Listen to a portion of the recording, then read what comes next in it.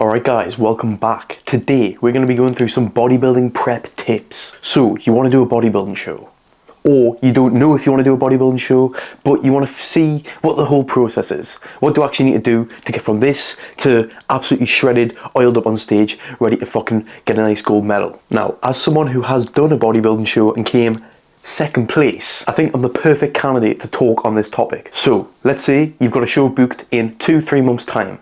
What do you do? Step number one is, are you going to get a coach? If you've got an expert by your side who's done a show before, has helped other people do shows, you're going to be in good, safe hands. There's so much that goes into a bodybuilding show that you don't even realize before going into it. Obviously, you've got the basics like your training, your diet, but then there's also things like optimizing refeed days, you're getting your posing routine down. There's like a load of different things that you don't realize are super vital to actually getting that on stage look. So I myself didn't get like a proper coach. I just had a couple of friends who helped me get to where I wanted to be. So I had Harry Crosgrove, who helped me a lot with the diet side of things, and then I had Ronan Parker, who helped me massively towards the last few days of the show with things like posing and the posing routine. Now, if you want to win the show, getting a posing coach is I didn't even realize how important it is. It's super important because when you're on stage, yeah, you've done bicep flexes in the mirror and stuff, but you've got an audience of people watching, you've got bright lights on you, everyone's all oiled up and naked, and it's quite daunting. And if you're sat there doing the shittest posing, the judge is going to look at you and think, who's this fucking knobhead? You need to look professional, you need to look like the bollocks, especially since you've put like months and months of time and energy into your dieting, your training and all that. You want your posing to look phenomenal. So where do you find the right coach that's good for you? I'm sure if you search up bodybuilding coach on Instagram, you'll find a million different guys who have helped loads of other people get to where you want to be. If you just search like the local competitions nearby, there'll be loads of people who are affiliated with them, and you'll just as easily find a coach. You can even send me a message. I'd be more than happy to help anyone out who is looking to compete in any kind of bodybuilding show. So once you figured out, are you going to get a coach? What kind of coach are you going to get? Are you not going to get a coach? Now the next step is your calorie deficit. So now you've decided if you're going to get a coach or not. The next question is, what kind of show are you going to do? So within bodybuilding, there's loads of different categories of shows you can do depending on what kind of look you bring to the table. So as for myself, I did junior bodybuilding, so that's for ages under 22 years old. Whereas you that's watching it right now, you might be in your 30s, your 40s, you might have already done shows before, you might have never done a show before, so you could do the first timers. You might want to do a physique, or you might want to do classic physique. These are all different categories that have different kind of looks to them. So your classic physique obviously is like Arnold Schwarzenegger, Chris Bumstead. It's that classical look. Your physique is where you wear the swim shorts, so that's less about that dominating look of a bodybuilder and more of that aesthetic kind of beach body look. As I say, there's loads of different categories, and if you go on any of the bodybuilding show pages, it'll explain what each category is and kind of the dimensions and the look that they're going for that's going to get you that win. So once you've figured out the two basics, now we're on to the prep side of things.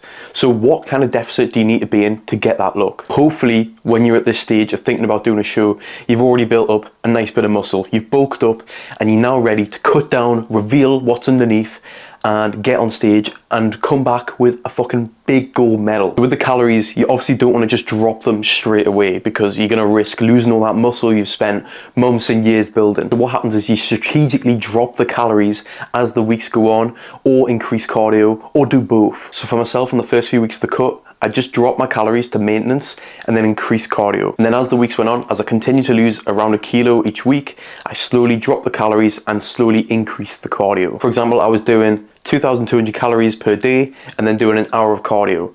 And then I dropped that to 2,000, then did a bit more cardio. And then I dropped it all the way down to around 1,400 calories per day, but I was also doing like 2 hours of cardio on top of that. So that was where it came to the very, very far end of the cut. And this is where things start to get really difficult. So speaking of cardio, what kind of cardio do you need to do to actually lose weight? So when it comes to cardio, you want to burn fat. We're not trying to burn calories. We're not trying to run a marathon or do any crazy runs or hikes. We want to keep it steady state. So we're just burning the fat stores and not putting our bodies under additional stress, because this whole bodybuilding process is stressful on your body. It takes a toll, and you'll realize that towards the end that this is fucking really hard. So what you want to do is set step goals for the day. So for myself, it was 10k steps per day, and then I would also do an hour on the treadmill every day on top of that. As I say, that was towards the end, but to start with, you just want to set step goals and then add things on as the calories come down as well. So what do you do for your training? Obviously at this stage, your calories are low, your cardio is getting increased day by day. you're not going to be gaining any muscle during this period. The only goal is to lose fat. So why do I need to keep training if I'm not going to be building any more muscle? This is because your body needs to replenish those glycogen stores in your muscles and make sure there's still optimal blood flow, keeping everything pushed to the surface, keeping the muscles strong and not letting them kind of fade away and get all soggy and weak and disgusting. Basically, the training during this process is to maintain the muscles. It's not to build, it's just to make sure you keep a hold of what you already have, which is why it's super important to make sure you've already built a solid frame when going forward with a bodybuilding show. There's no point doing it if you know once you've stripped all that fat, there's going to be fuck all underneath it, or it's just not going to look good. If you've got dodgy proportions, one bicep bigger than the other, maybe you just stop training legs, so you're going to cut down and maybe you'll have a great upper body, but you're going to lose straight away because your legs look like fucking like that. I've already talked about the calorie deficit, but what kind of foods do you need to be eating to make sure you're not going to lose muscle, you're not going to gain fat, and you're going to have enough energy to get through each day without wanting to kill yourself. So during the prepping stage, food is going to be like drugs. Every single meal you're going to savor. You're going to be licking the whole Tupperware box and every inch of the spoon on your, like you're going to be so hungry, and you're going to be plowing through every meal that you have like it's your last. So what normally happens with the food is you're going to split your meals up into potentially 4 or even 5 meals. This is basically to make sure your metabolism's burning through the food. You're not sitting on like 1 or 2 massive meals, and it kind of makes life a bit easier because at least you know you can have a meal now, and then 3 hours time you can have another meal, and then in a couple more hours you can have another meal, instead of waiting like 6-hour periods between eating. Normally what the best move to do is to have a high protein breakfast, and then you have carbs pre and post workout, because this is the only time you're really going to need them. Other than that, your walking is just going to be burning off your fat, and through the day you're going to be tired, you're going to be lethargic, but really the carbs are going to be most utilized and most important during those training hours. An ideal day of eating would be something like mince and eggs for breakfast. Then your pre-workout meal would be a similar kind of thing, chicken, some veg, and then you want a small amount of carbs, so whether that be Rice Krispies, whether that be rice, sweet potatoes, just something that's going to be nice, relatively fast digesting, so maybe not the sweet potato, but something that's just going to give you that instant snap of energy for your training sessions and give you a good pump. And then you're going to want a similar kind of meal again for after your workout, and then your evening meal you want something that's going to be relatively light, nothing too crazy, and just going to help you get to sleep so you're not sleeping on an empty stomach. So things like maybe zero fat Greek yogurt with some berries, maybe a little bit of dark chocolate, so like blueberries for antioxidants and stuff like that. That would probably be your ideal day of eating, and that might be like 1800 calories, and obviously as you get towards the show, that's going to drop and drop and drop. So with your food and calories being so low, you're going to be really tired all the time. So how do you stop from pretty much unaliving yourself? When you're cutting, the thing you're going to be escaping the most is being hungry. So here's a comprehensive list of things that help me overcome the pain and suffering of getting ripped. Number 1 was jelly. So these are the low calorie jellies. Literally per tub it's about 15 calories, so it's basically nothing, and they're super filling, really tasty, and they just made the day kind of, I would have a big tub of jelly at the end of the day, and that really just sorted me out. It made my stomach full for when I went to sleep, and it was just something to look forward to. Number 2 is going to be hot drinks and coffee. So I was going through around 6 coffees a day. I was drinking loads of decaf stuff as well, so I wasn't absolutely wired.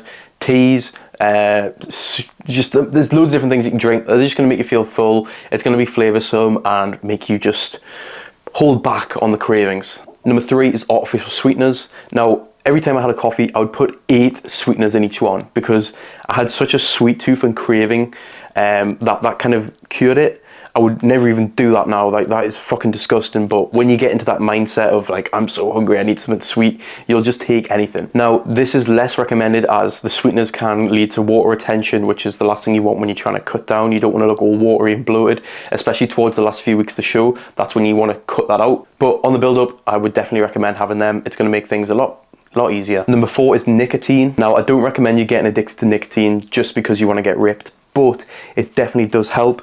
I went through hundreds of these nicotine pouches. They're really good appetite suppressants, and they also give you a nice little buzz. So when you're depressed through the day, at least you've got something to kind of feel good about, I suppose. But I mean, even saying that sounds fucking so depressing.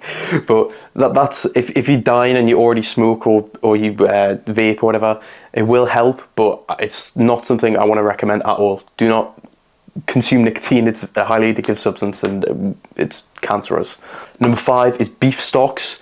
So again, it's similar to the kind of the hot drinks and stuff. They're really filling, they taste delicious, and they are really low calories. So I would have like Bovril. I would literally just get like a chicken stock and a beef stock and then put it in a cup of water and then just drink that through the day. It was just like having a soup at all times. Really nice, really tasty, makes you feel full. Low calorie drinks and sodas. So I was flying through 0 calorie Fanta.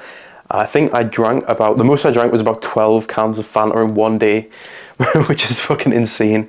But again, it's just going to cure that sweet tooth, make you feel full, and overcome any kind of urges that you might have. And then low calorie ice cream. This one was kind of a bit more of a treat, even though it was barely any calories. I would have this sporadically if I was like dying for a bit of food and I need like a treat. I would have half a tub of like Halo Top ice cream, and that just really made life worth living again.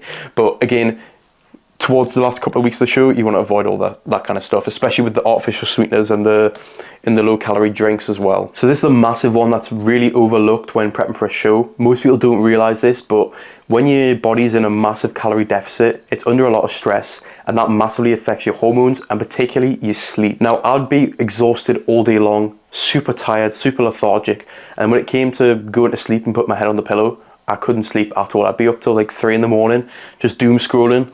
Your body doesn't know what to do with itself. It's so stressed. It's under, the cortisol levels are through the roof, and you just can't relax. You can't get that good REM sleep, and then when you can't get that then affects the next day and the next day, and then it's just a constant cycle of pain. So if you put in place a good sleep protocol, that's going to help you massively in this whole process. My suggestions is doing things like meditation and mindfulness. This might sound stupid if you've never done it before, but honestly, just trying to get yourself in a relaxed state of mind is going to help massively. Through the day, try and avoid being in your room or try and avoid just sitting in your bed. I would only go into bed when it's time to go to sleep. And when it is time to go to sleep, turn your phone off, turn all lights off, turn all blue light off. You want to just get yourself relaxed, calm down, maybe even have a hot shower or bath, which is going to slow your immune system down and just get you in a more chilled out vibe. And this is super important. You want to look after yourself during this prep thing. As I say, your body's under so much stress, doesn't really know what to do with itself. You need to look after yourself while you're prepping. Staying positive. So as I've said before, throughout the cutting process, it's really hard. You feel tired. You want to eat loads of food and you can't. And you just feel shitty. So how do you stay positive during this? How do you stay on track? How do you ensure that your actions are aligned with your vision and your goals and you don't fall off track? So my first suggestion is make sure you've got a girlfriend or partner or lover of some kind. They're going to help you massively because they're going to provide you with loads of support, loads of love, and just make everything a lot easier. Now, if you don't have that available, what else can you do? I think sometimes it's about positioning your mind in a place where you know what you're doing is going to be painful, but you know the outcome is going to be super, super rewarding. You've got to remember, you're doing this whole process for you, and you have the privilege to put yourself through this and starve yourself to look a certain way, whereas some people don't have that privilege, and they are starved on a daily basis because they can't get food, they can't get water, maybe they live in some tribe and they have no money, and that they're suffering because of a lack of, and you're suffering because you have an abundance. So I think sometimes positioning your mind in that way is really good because it keeps you mindful of what you're doing is your own doing, and you shouldn't beat yourself up about it because you know it's truly a good cause and a good goal, and you're doing it for yourself. Another tip for staying positive is giving people gifts. If you can't be happy, make everyone else happy. Like, that's what I did the most. When I was at work, I would bring baked goods and cakes in for everyone. I didn't even try any of these things, by the way. I would just bake them and make them for everyone else because through their enjoyment, I got something back. And truly, obviously, I wanted to eat all these cakes, but I knew I had a greater goal in mind, and at least I can kind of share my love for everyone around me, and because they were supporting me massively. And yeah, so buy people gifts, be nice to people, talk to people. Just you want to surround yourself with happiness and joy as much as you can. I mean, you should do that in your real life, your normal life, but I think doing it during this phase, it massively helps a lot. All right, and the final talking point for today is the refeed days. Now, I know this is the part that most people are looking forward to the most, because when they're cutting, when they're prepping, the thing you're looking forward to the most is those refeed days, because it's the day that you can actually consume enough food to survive. You're not starving for the day. And fucking hell, when you knew the next day you had a refeed day, you're like, oh, you put your little sleeping cap on, you're like, ah. You just knew I could wake up and have like 100 grams of Rice Krispies. Like, oh yeah. So you normally have a refeed day kind of every couple of weeks, I would say. Obviously, if you have a coach, they're going to be able to tell you more accurately when you're due for one. You can normally tell just by the way you look. If you're feeling really flat, if you look really flat, if your energy's super low and you're starting to feel like unwell, that's obviously when you'd recommend to have a refeed day, because basically what it is it's speeding up your metabolism for the day. It's making you feel not depressed, so you're going to continue to keep cutting because thank God I've just had a burger or something like that.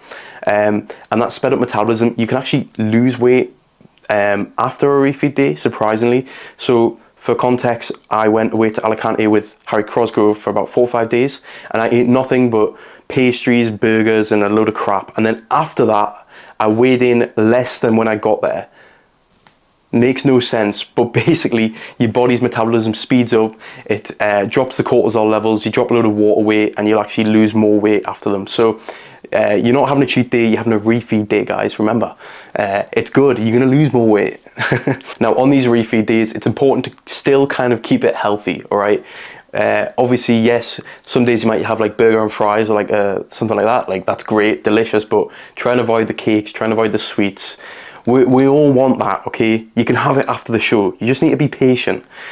Keep to the plan. Yes, you're allowed to have more calories, but don't be a fucking gluttonous pig. Don't go and, just don't go too crazy. Just keep it within reason. You're allowed to have more food for the day. Enjoy it, but don't go crazy. And yeah, that pretty much concludes everything. If there's anything I've missed or any other talking points you want me to cover, leave a comment down below and I'll be happy to cover them and talk more about my experience and what I've learned and things that I continue to learn as I coach more people and everything like that. So yeah, thanks for watching. I'll see you on the next one. Bye-bye.